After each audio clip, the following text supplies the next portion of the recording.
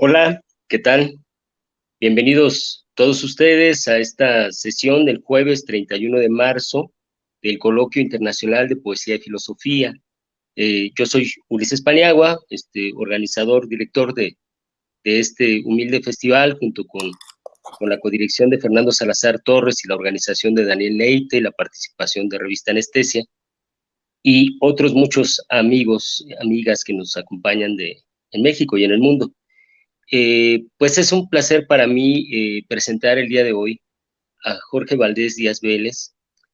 Siempre he dicho que para mí ganar un premio Aguascalientes no es cualquier cosa, es el máximo honor en este país, en México, ganar un premio Aguascalientes, y Jorge Valdés Díaz Vélez es uno de esos autores que lo ha logrado.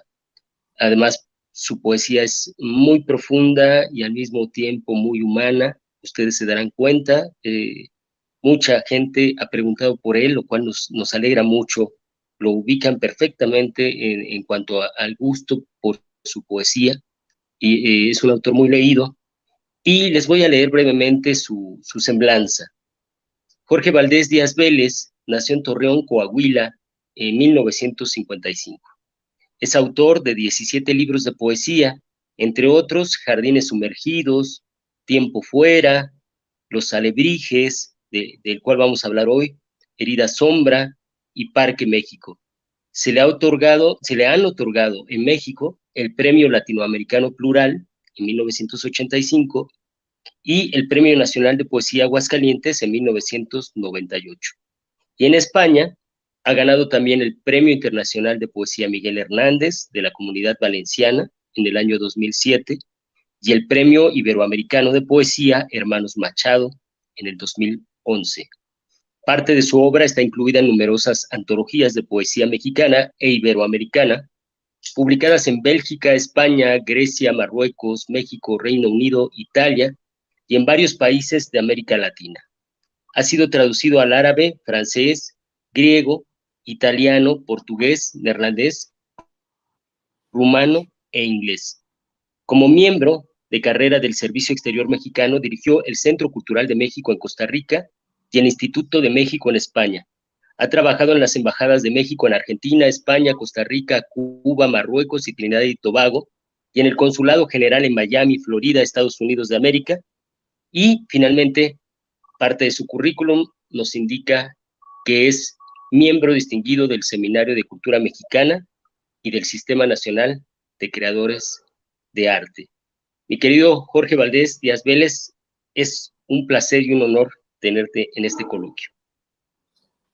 Muchas gracias, Ulises. El honor es mío y estoy verdaderamente conmovido y agradecido por la invitación a tomar parte en este espléndido coloquio que he estado siguiendo, escuchando lecturas de amigos a los que hacía mucho que no veía, pero que sigo leyendo, de poetas que desconocía, conferencias magistrales. En fin, ha sido verdaderamente y sigue siendo un lujo. Me hubiera gustado estar eh, allí para hacer una lectura de manera presencial, pero gracias a la tecnología que nos permite hacer esto, lo puedo hacer desde Madrid. Y agradecidísimo por la participación, por la invitación a participar, perdón. No, verdaderamente el placer es nuestro. A mí me gustaría, antes de que iniciemos a leer, ayer platicábamos de manera personal a través del celular, de una generación, de la generación de los 50, de la cual tú formas parte, y me gustaría que habláramos un poquito de esa generación de los 50, quiénes la integraban, poetas mujeres, poetas hombres, cómo eran las circunstancias de esta poesía de la cual tú vas a ser parte también. Bueno, sigue siendo una generación sin nombre. Eh, es una generación de autores nacidos en la década de los años 50, que creo que sigue siendo la generación más numerosa y sigue estando en activa la gran mayoría de quienes nacimos en esa década. Hay gentes de muy diversa estética que han ayudado a configurar lo que hoy es el mapa de la poesía viva de México, porque seguimos escribiendo, seguimos produciendo, seguimos publicando.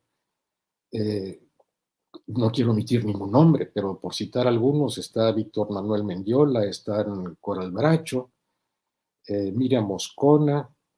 Es una cantidad enorme, enorme de escritores, y seguramente me van a faltar muchos nombres, y yo acabo de nombrar a tres. Está Verónica Volkov también, Fabio Morábito.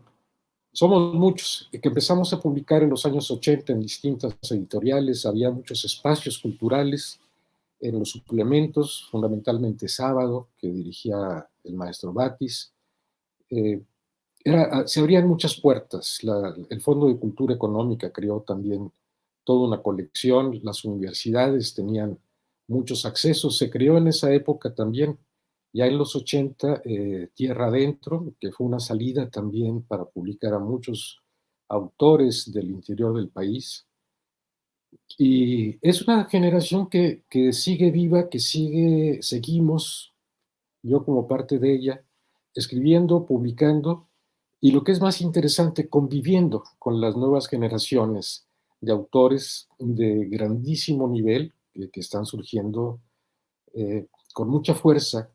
Muchos de ellos, uno de ellos, y lo menciono porque acabo de hacerle una entrevista con motivo del premio Loewe que recibió Orlando Mondragón, que es un poeta talentosísimo, muy joven, creo que no llega a los 27 años, y esta convivencia entre pares nos vuelve a todos personas en activo, que nos vamos enriqueciendo, que vamos contrastando, que vamos viendo distintas formas de hacer poesía, de escribirla, de mantenernos en contacto, de establecer lo que finalmente quiere la poesía, un diálogo entre seres humanos.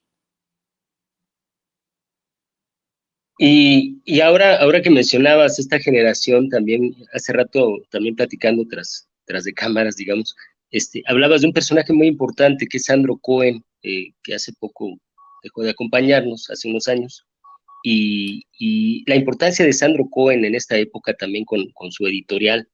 Podríamos platicar un poco de eso, porque tal vez yo ubico más o menos, ciertas cosas de esta generación, pero tal vez las generaciones jóvenes no saben acerca un poco de todo este trabajo, ¿no? Que hay detrás. Bueno, Sandro Cohen, que fue mi amigo, es un caso muy peculiar dentro de la poesía mexicana, porque además fue maestro de español, habiendo llegado a los 18 años a México a aprender español, y se quedó, y terminó siendo maestro de español. Hablaba un español como cualquier chilango. Era una persona maravillosa, fue mi editor, y de hecho algo que yo quería hacer hoy, esta noche, es que esta pequeña lectura que yo voy a hacer sea realmente un mínimo homenaje a aquellos amigos poetas que se han ido debido a esta pandemia que hemos sufrido, y los primeros que se fueron nuestro querido Sandro Cohen, otro editor y poeta en Monterrey, más joven todavía, y igualmente amigo, Iván Trejo, Jesús Valdés Ramos. Yo quisiera rendirles con esto, y a través de ellos, a todos los que fallecieron, que son muchísimos, colegas en las letras, un homenaje. También quisiera en este sentido hacerle un homenaje a Álvaro Uribe, aunque no era poeta, era un narrador espléndido, compañero del servicio exterior, fue consejero cultural en Francia, en Nicaragua, trabajó en la Cancillería también, y finalmente también, que nos acaba de dejar, la maestra Dolores Castro, una de las grandes poetas de nuestro país. Que sea esta lectura un homenaje a los que se han ido también. Sí, yo estoy de acuerdo. Enviamos pues un fuerte abrazo a todos los familiares, seres queridos y alumnos de la maestra Lolita. Una noticia muy desafortunada, la del día de ayer, muy triste. Y bueno, Lolita era uno de los personajes más luminosos que yo he conocido, ¿no? Una persona bellísima, interiormente sobre todo era bellísima. Y bueno, yo te voy a dar pie a que tú puedas leer. Ya posteriormente quisiera preguntarte un poquito acerca del trabajo diplomático mezclado con la poesía y también esta, yo siento que es como una gran marcha de poetas del norte para hacer su aparición en el país. Muchos premios Aguascalientes son del norte, pero quisiera que lo platicáramos más adelante para dejarte leer. Pues muchas gracias, Ulises. Voy a proceder a leer. He hecho una selección de varios libros publicados en México, en España. Algunos de ellos están agotados. Entre otros, el premio, el libro que publicó Sandro en Colibrí, que éramos tan jóvenes que todavía no tenía canas. Y de esto, pues sí, voy a ir entresacando poemas.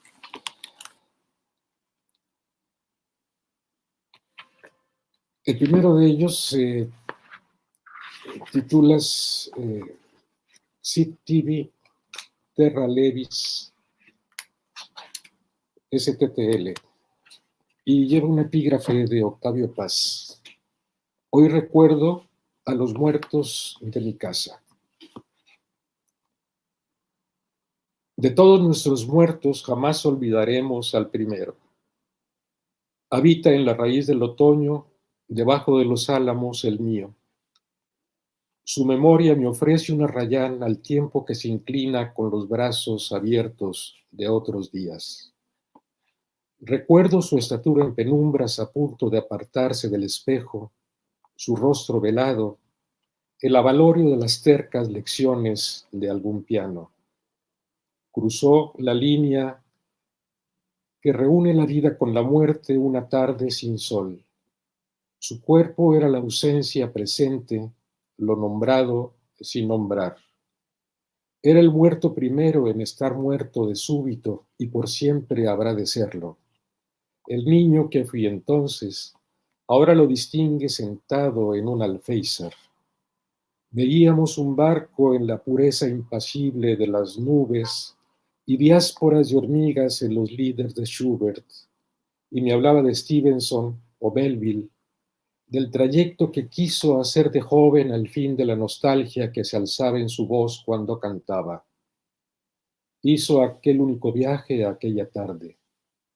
Hasta entonces, nunca me había asomado a los ojos de un muerto, al eco inmóvil de dos diáfanos aljibes, ni al llanto de los míos perplejos que eran otros. Él fue el primer ausente de cuantos y de nadie, la presencia, el no ser, la fatigada luz del día, el que se nombra debajo de los árboles de pronto, al olvidarnos que ya no sigue aquí su soledad, su anécdota de buques por los aires fantasmales, de acordes que alumbraron el sueño de aquella vida nuestra. Le sea leve la tierra que fecunda, su exilio sin fin de nuestras hojas.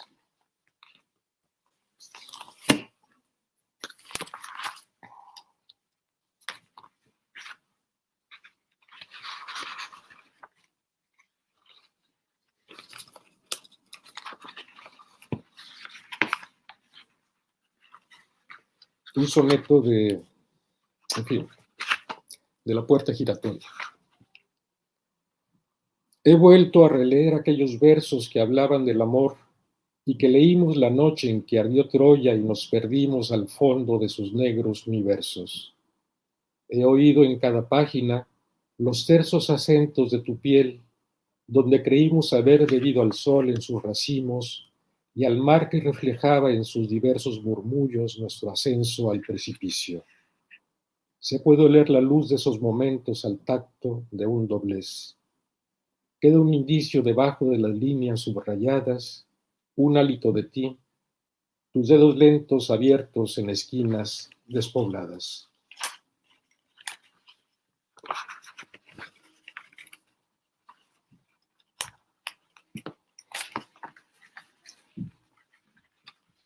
Celebración. Escucha la edad que se aleja detrás de una borrasca y otra, la ardiente pesantez del mundo sobre tu corazón, presencia en la ambigüedad de la hora que en vano traspasó el umbral, el sitio que nombraste tuyo para con él poblar el sueño que reconstruyes cada día.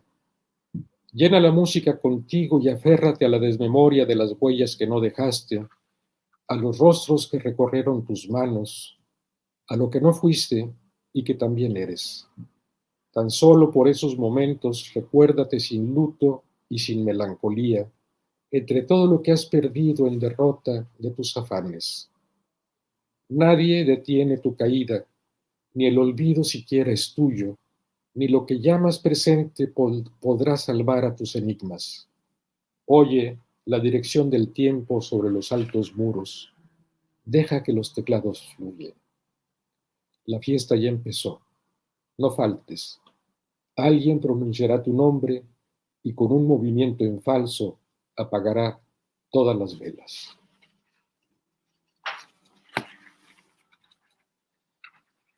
Pues me parece fantástica esta lectura.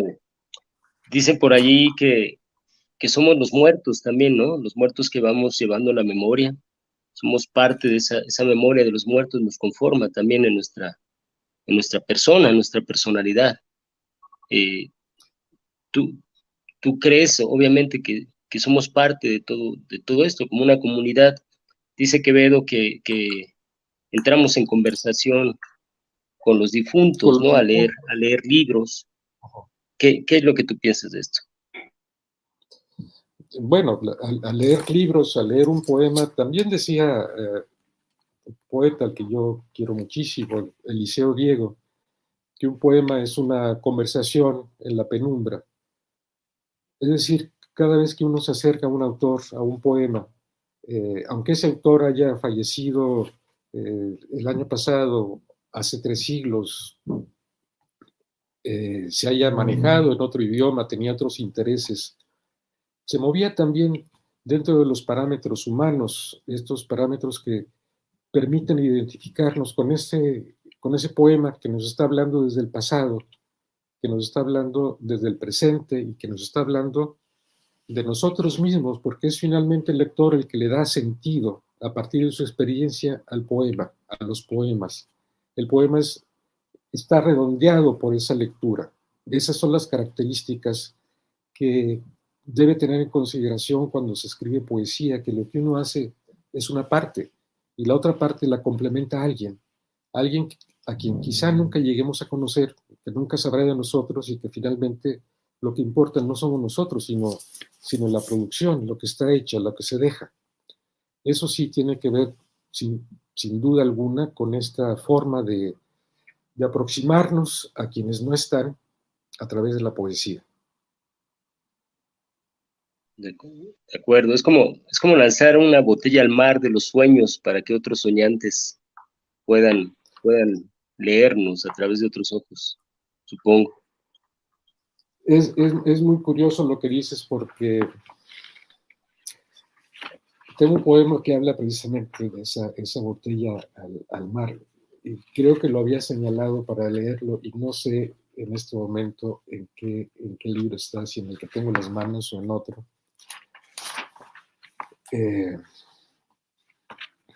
Pero ya lo encontraré.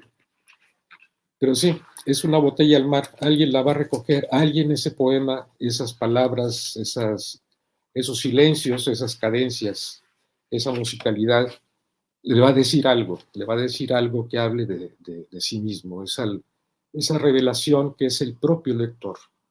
Y uno tiene la forma de colaborar, de apoyarse con él, de apoyarse, de padecer y compadecerse, en lo que Miguel Hernández decía, que era finalmente la poesía, las 3 heridas, la de la vida, la de la muerte y la del amor, que son los 3 grandes temas universales del arte, de la poesía, finalmente.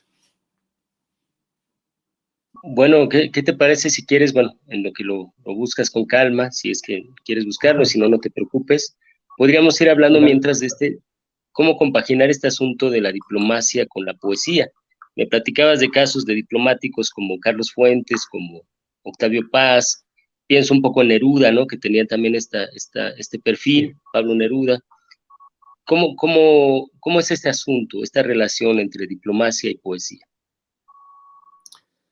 En el servicio exterior mexicano de carrera ha habido muchísimos escritores a lo largo de la historia.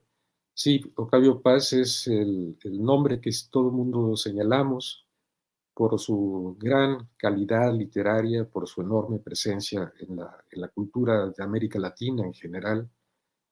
Sin embargo, también hay otros poetas, hay otros narradores también. Pienso por ahora en Sergio Pitol, en Hugo Gutiérrez Vega también.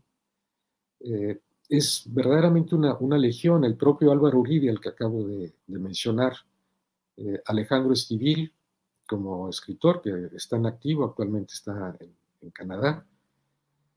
Pero es una tradición que se va diluyendo conforme pasan los años. Yo no conozco ya de nuevas personas que se dediquen a las letras dentro de la carrera, pero es una carrera que siempre atrajo a muchos intelectuales que presentaron rigurosamente sus exámenes de ingreso, que fueron ascendiendo eh, y que se dedicaron en sus horas libres, que es el caso mío, que es en las horas que yo le robé al sueño, es el momento en que uno se ponía a escribir, es el momento que yo me dedicaba a escribir. Pero fue una tradición dentro de la Cancillería. No nada más la mexicana, por ejemplo, pienso en Saint-Georges Perse, también otro Nobel que fue diplomático de Francia. En fin, los ejemplos, tú has mencionado a Neruda, está también Gabriela Mistral, chilena, también fue diplomática. Gilberto Owen, en el caso de los contemporáneos, fue él, y otros. Villarrutia estuvo algún tiempo dentro de la diplomacia breve, estuvo en Los Ángeles, ahí hizo una buena parte de de sus poemas sobre Los Ángeles. Alfonso Reyes, que era en fin, un monstruo, escribió de todo, desde teatro, poesía, narrativa, ensayo, una de las grandes influencias que todos tenemos. Y sí, había una vocación y una curiosidad intelectual muy grande dentro de la Cancillería, de la gente que se dedicó a la escritura. Bueno, pues si tú me lo permites, querido poeta, pues damos paso a otra lectura, a otro segmento de lectura de estos ¿Cómo no? profundos poemas. Muchas gracias. Y en una de esas a lo mejor aparece el poema del que hablaba, pero es un poco complicado encontrarlo ahora.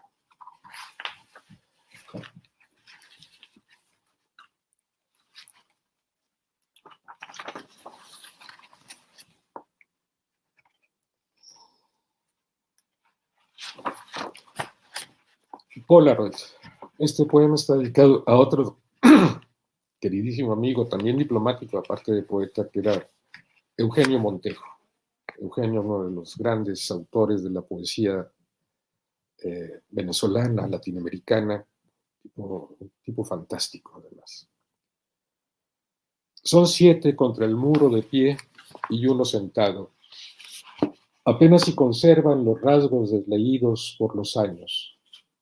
Las caras resisten su desgaste, aunque ya no posean los nítidos colores que ayer las distinguieron. Entre libros y copas, las miradas sonrientes, las manos enlazadas celebrando la vida de plata y gelatina se borran en el sepia de su joven promesa. Por detrás de la foto están escritos los nombres, la fecha y el lugar de aquel encuentro. Fuimos a presentar el libro de uno de los amigos que aparece en la Polaroid viendo hacia el vacío. Después se hizo la fiesta y más tarde el accidente nos llevó al cementerio. Dijimos en voz alta sus poemas, los 7 contra el muro de pie, uno leía.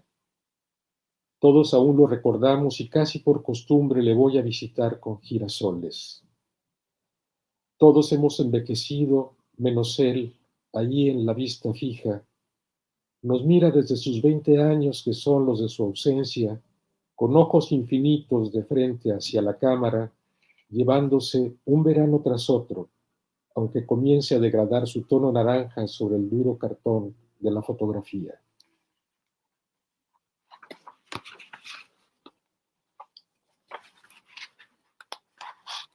El fotógrafo y la modelo. Otro soneto. El tiempo que fue siempre tu enemigo se detuvo en tu imagen. Ya eres esa chica de calendario, la princesa sin fábulas, el ángel que consigo colgar de cualquier nube. De oro y trigo la luz ensortijada en tu cabeza, la arena que se acaba en donde empieza la línea de tu sexo. Estás conmigo y no tienes tristezas, ni pesares, ni citas por cumplir. Solo reposas inmóvil en el cuadro, entre palmeras de plástico y heladas mariposas robadas del cantar de los cantares. No sabes que no has muerto, si supieras.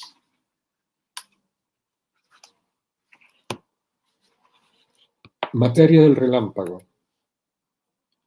Calculaste calculaste al detalle cada paso sutil desde hace siglos. Finalmente tu esposo está de viaje y tus pequeñas se fueron a dormir con sus abuelos. Así que ahora estás sola y con euforia te has vuelto a maquillar y te has vestido de negro riguroso y perfumado tu mínima porción de lencería. Estás temblando, te dices, pero nada te hará volver atrás. Miras tu imagen alzada en los tacones, desafiante. Tú y la noche son jóvenes y hermosas como una tempestad que se aproxima.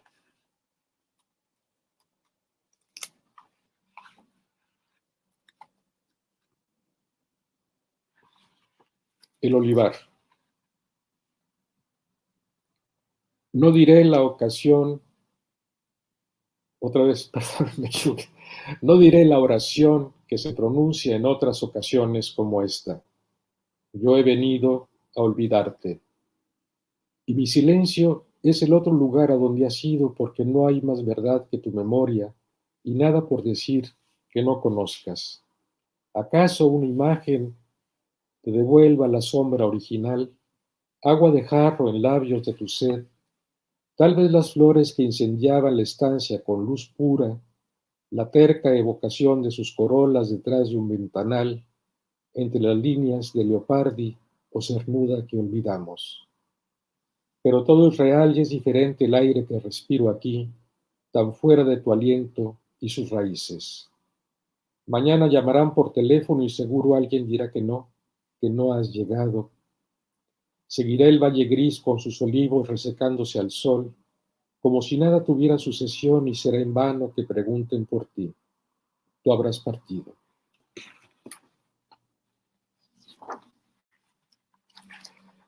Voy a leer una serie de poemas que seleccioné de un largo poema que lleva por título Nostrum, Nostrum, el Mediterráneo, que finalmente es el origen de todos los mares, es el más recurrido, el mar latino, el mar griego, que tiene mucho que ver con el resto de los mares. 4. Al venir al oriente sin brújula o estrellas, cumplimos el mandato. Dejamos otros puertos atrás. Regresamos a tiempo del solsticio y en los muelles no habrá quien espere. Arribamos sin pensar en los signos adversos de los mapas, ignorando su antigua y terrible profecía. Somos quienes partieron ayer o siglos antes a comerciar con sueños a cambio de oro dulce, o a buscar el dorado, la fuente, el vellocino para gloria y grandeza del César y el imperio. Solo encontramos piedra caliza en las arenas, diminutos insectos de cuarzo entre nuestras llagas, troncos que reventaron al sol, caparazones de algo que ya pasó sin más, como nosotros habremos de pasar vencidos al destierro. Con esta soledad que empaña los cristales y corrompe el estómago e impide atar las jarcias, venimos hasta aquí.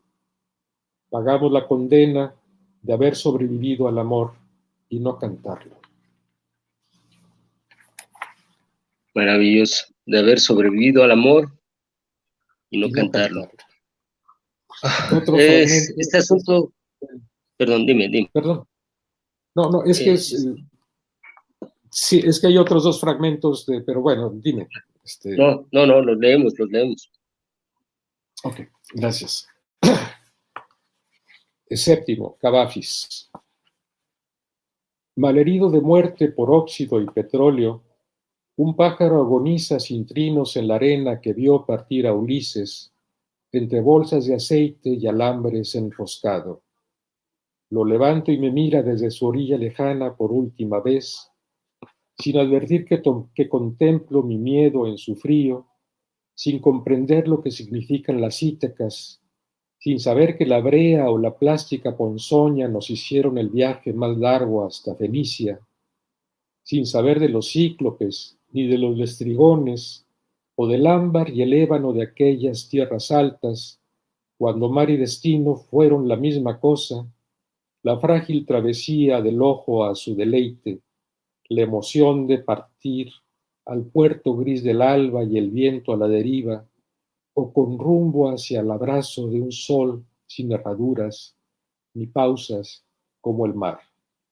Sin pausas como el mar, el pájaro en el cuenco negruzco de mis manos se aleja, poco a poco, hasta hacer una mancha de tóxico el paisaje. Y el último fragmento,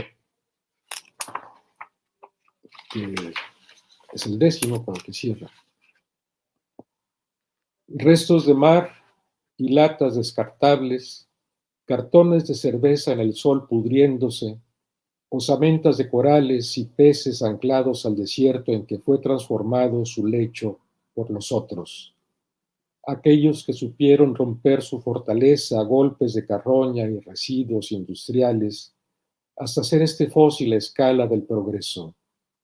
Su obra está completa. Quedaron arrecifes de carbono en los médanos de humo, las intactas fracturas de un milenio de mármol cincelado con lentas gubias gruesas, la orfandad de los héroes trágicos, la invención de las mitologías del mar con su gangrena. Fueron otros, insisto, los culpables. Nosotros los vimos desde lejos.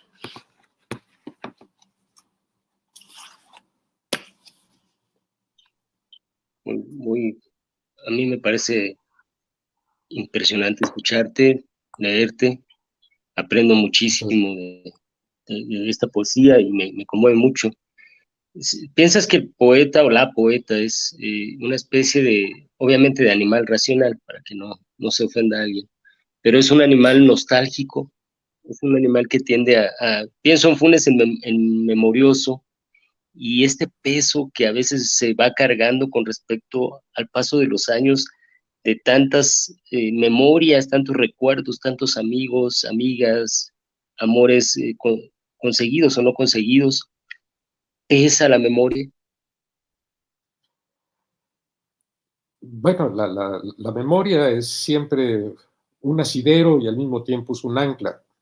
La memoria contiene nuestro pasado y contiene nuestras frustraciones de lo que quisimos ser y actualmente no somos, y contiene muchísimas cosas. La memoria contiene la familia, contiene la historia personal, la historia de la tribu, la historia de una sociedad, de sueños, de anhelos.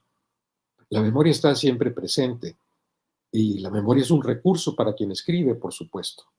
La memoria forma parte del legado que tenemos todos nosotros para defender, para preservar y también para analizar, para librarnos de ella y poder poner en perspectiva muchas de las cosas que somos, eh, y de las cosas que queremos ser a partir de esa propia historia.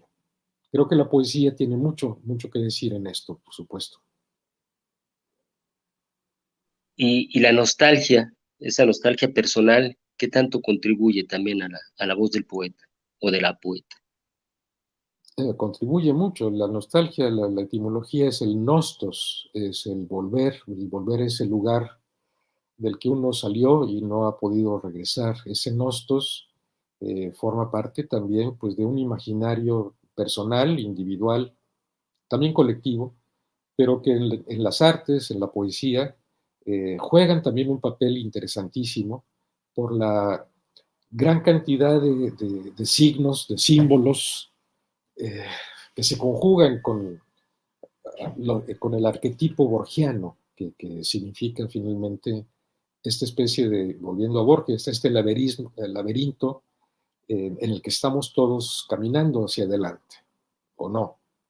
Caminamos hacia atrás a través de la memoria, a través de la nostalgia, para tratar de encontrar en poesía otra salida, otras posibilidades, otros escenarios, otros puertos a donde lanzar esa botella al mar de la que hablabas hace un momento.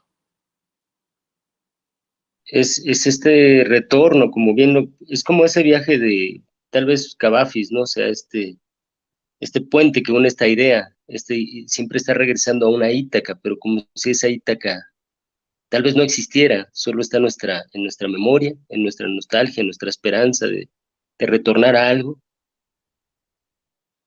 Y en nuestra fantasía de que alguien nos esté esperando en ella, alguien que después de haberse ido infinidad de años espera que esté ahí la pareja sumisa, tejiendo, casta, eh, frágil y que nos necesita y por eso hay que volver.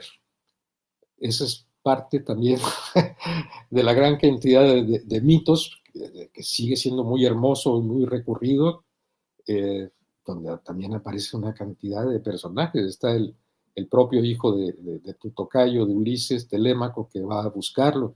Es uno de los grandísimos poemas de la humanidad. Y sí, ese Nostos, esa Ítaca, pues está en algún lugar de la memoria, quizá del inconsciente colectivo, pero ahí está, y todos recurrimos a ella de una o de otra manera. Sí, y bien lo dices, ¿no? Cómo romper también estas estructuras de lo que hemos aprendido y personajes que hemos visto. Está el perro también de Odiseo, ¿no? El Sí, perro que también lo está esperando pacientemente. Y Argos. Argos, de ahí el nombre de los argonautas, supongo, después, Sí, corrígeme si sí, me sí. equivoco, No, no, pero no. Argos, ¿no? Un perro súper fiel que espera y muere, ¿no? Después en cuanto Sí, llega Odiseo, Ulises, Argos muere después de sí. esperarlo. Y Penélope, que poniéndome un poco prosaico con respecto a la poesía, o bueno, tal vez no tanto, esta canción famosa de España, Juan Manuel de, Serrat. sí, de Joan Manuel Serrat, ¿no? Que es fantástico, que nos hace ver esa triste historia de una mujer que está esperando un amor, parecido tal vez a José Martí, a la que se murió de amor, ¿no? Este poema La también niña de maravilloso, Guatemala. La niña de Guatemala, este poema maravilloso de José Martí. Y pues sí, tal vez me gusta mucho lo que dices porque creo que en la poesía del siglo XXI podríamos empezar a romper estas estructuras que son muy bellas poéticamente hablando, pero que son muy trágicas de manera emocional, ¿no? Tal vez estamos mal construidos en ese Bueno, sentido. es que la vida también es trágica, la vida no es comedia nada más, pero sí hay que reescribir a partir de lo que tenemos desde una idea distinta de ese nostos del que tú hablabas.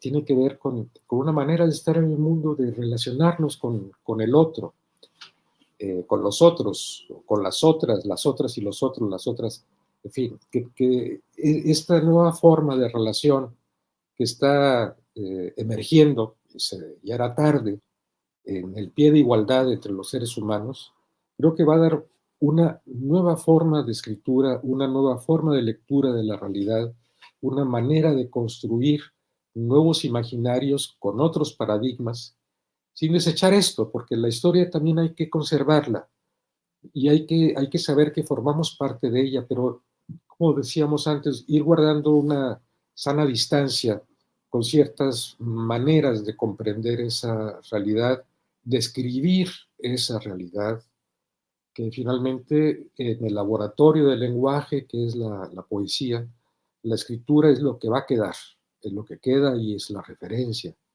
La poesía también en esta forma, con una gran sustancia emocional, pero también con una inteligencia verbal, que eso es lo que se busca, ese equilibrio. Y en un trabajo formal también, que debe tener un ritmo, debe tener una cadencia, una forma de cantar y de contar. Pues, ¿qué te parece si pasamos a otro bloque de lectura? Sería maravilloso seguirte escuchando. Muchas gracias.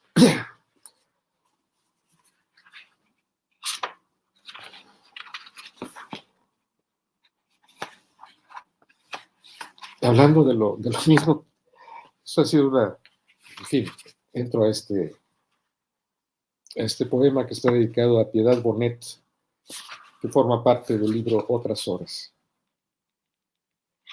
Volví a Ítaca, a sus médanos de bruma evanescente, al sol que la traspasa y a las calles que mi memoria soñó hermosas. Degusté el sexo de los higos, la pulpa de un dátil, el cálido resplandecer de la aceituna. Fui un extranjero entre los míos.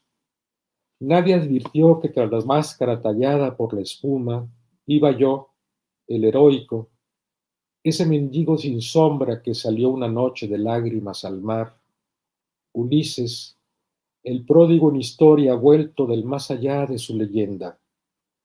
Antes que el alba regresé a la costa y enfilé al sur. No reconoceré los muelles a donde vaya mi delirio. Solo sabré que estuve en Ítaca para reinar sobre mi espectro.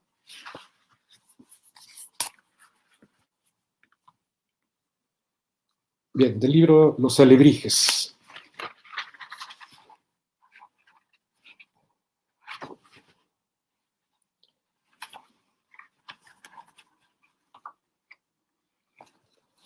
Die Cobalt Engel. Le apodan Marlene Dietrich por el acto estelar de la noche que domina tras el nácar de lánguidos plumajes en un sitio cercano. El ángel azul a veces viene, Lola Lola, a beber un martini en sus descansos. Balancea la copa entre sus dedos revestidos en raso y se sonríe con aquel que le invite la bebida.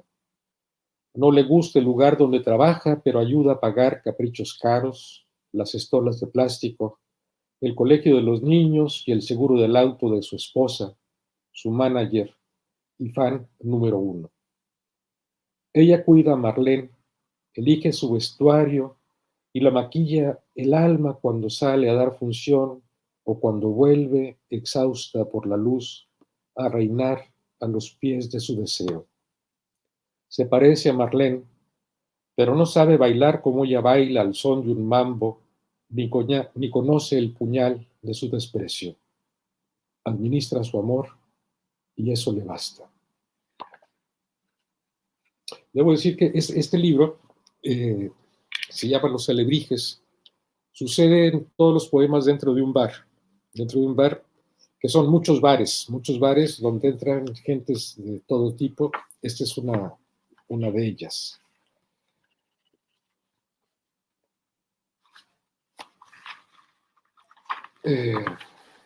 La sed. Quiero tomar la voz de los ausentes, el pan de su lealtad, la sal, el vino diáfano que fue luz y no destino de juglares anónimos, las frentes en alto con las copas esplendentes, las bóvedas de un verso alejandrino, el abrazo fraterno y numantino que a todo resistió, los contendientes opuestos a los cantos de una vida trágica sin razón y comprimida, los que sin ver el mar Amanecían heridos por su amor y se sabían alegres de remar junto a un amigo. Quiero ser los que fui y hablar conmigo.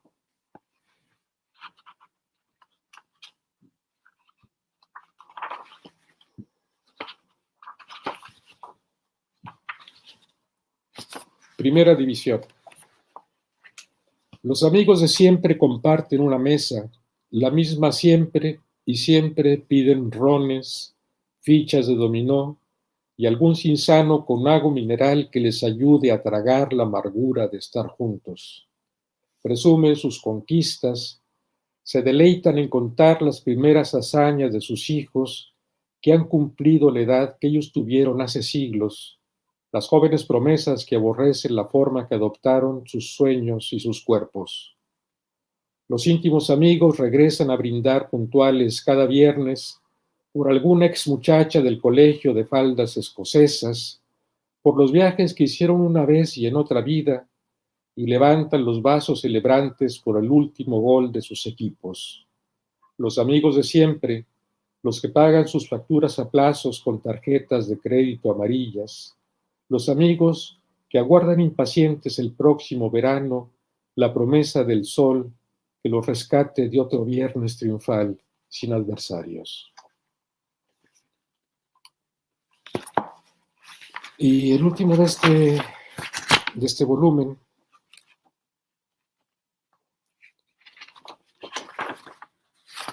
Hora feliz.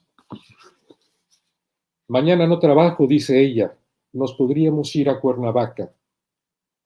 Solo tomo cerveza, dice él, y el whisky me cae mal, casi no bebo.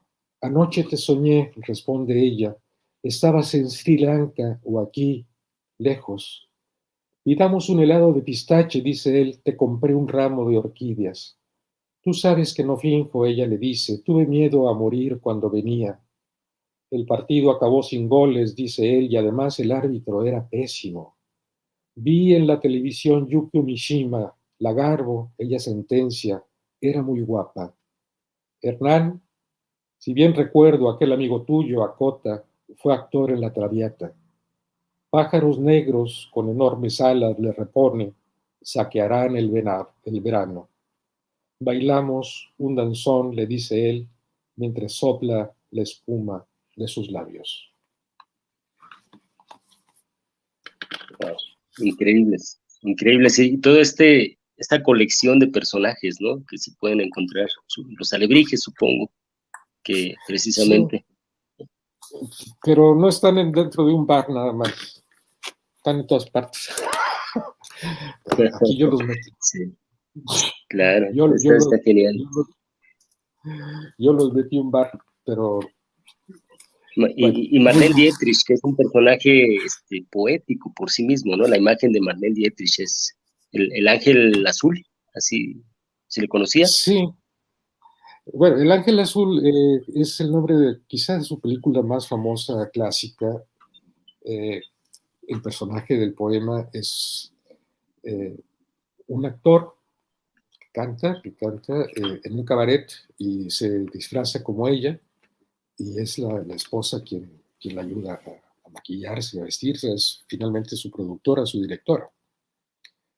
Pero sí, Marlene Dietrich de alguna manera ha sido un símbolo de toda una época del cine que se ha retomado ya como un ícono por muchos colectivos también, por esta figura femenina, poderosa, libre. Pues sí.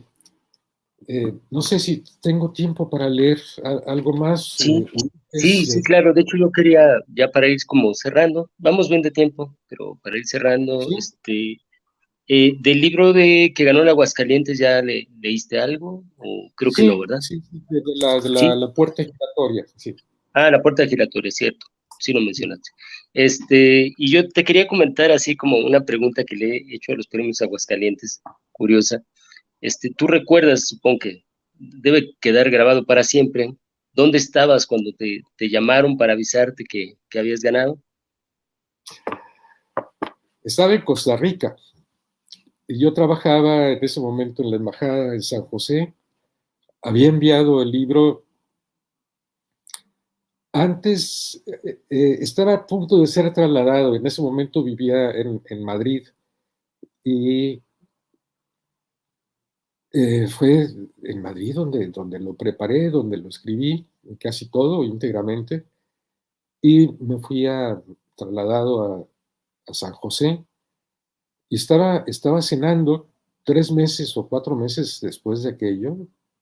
De alguna manera yo lo tenía desdibujado cuando me llama por teléfono para decirme que había ganado el premio. Fue toda una sorpresa y, claro, una gran alegría. Es sí el premio con la mayor tradición dentro de nuestro país, el más antiguo en América Latina, sin duda alguna, y con grandes libros que se han publicado en este premio, que han ganado muchos amigos y personas a las que yo admiro muchísimo. Y bueno, voy a aprovechar para hacer esta pregunta para que cerremos con un bloque de lectura, y nos despidamos con lectura, que creo que es lo que nos convoca principalmente. Y quería preguntarte este asunto de la poesía del norte. A mí me parece muy interesante. Creo que podemos hablar de un movimiento, ya una generación de poetas del norte. Como bien mencionabas, los poetas de los años 50. Hay muchos premios Aguascalientes que son del norte, ¿no? Pienso en Dana Gelinas o Héctor Carreto, César Cañedo, Mario Bojorques, obviamente tú, querido poeta, José y Javier ahorita se me está Villarreal, también, por Minerva, ejemplo, Minerva Margarita Villarreal también, sí, Minerva también, por ejemplo. Entonces es una gran cantidad de los últimos años, Quintero también, que es del norte, una gran cantidad Quintero, de sí. poetas que han ganado el Aguascalientes vienen del norte del país. Yo no sé cómo está el mapa de los ganadores. Juan Domingo Argüelles en algún momento hizo un mapa incluso por edades, por sexos, por procedencia de los autores, cuántos eran extranjeros radicados en México, que dejaron de serlo en ese momento. Eh, y no sé cómo estará el balance de estos ya 54 o 55 ganadores, de qué estados, de qué regiones procedían. Yo tengo la sensación de que sí, hubo una irrupción muy grande de autores, sobre todo narradores, creo yo, en las letras mexicanas. Usualmente era gente, si no de la Ciudad de México, por el centralismo que seguiríamos padeciendo un buen tiempo, o eran de Jalisco, que es la región en fin, que tiene que ver con las universidades, con el desarrollo económico y comercial de todo el estado, o del sureste, la gran cantidad de chapanecos, algunos amigos poetas, yo les decía que ejercían de chapanecos, aparte de ser poetas, ¿no?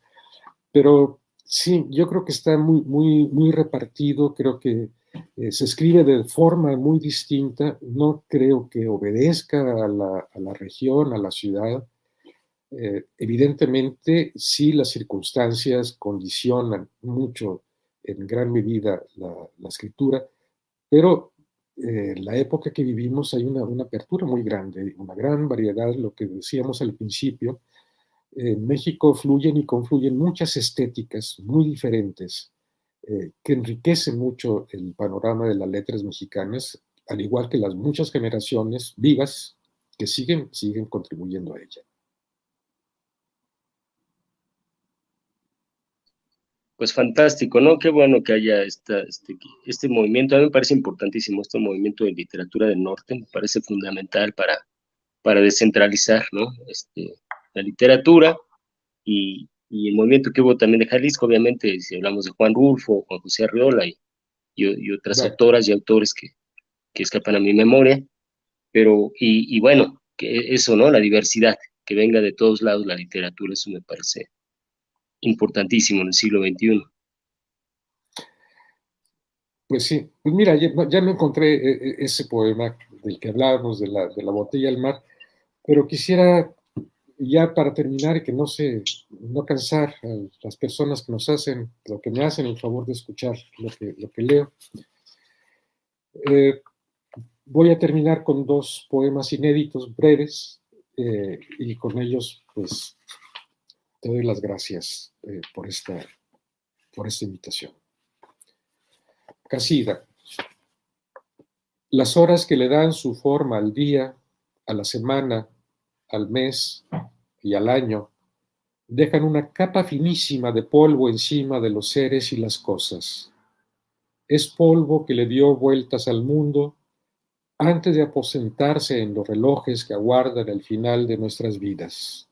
No hay forma de quitarlo, ni siquiera con la humedad que tuvo el alma cuando quiso invocar en el desierto el viaje de las Pléyades.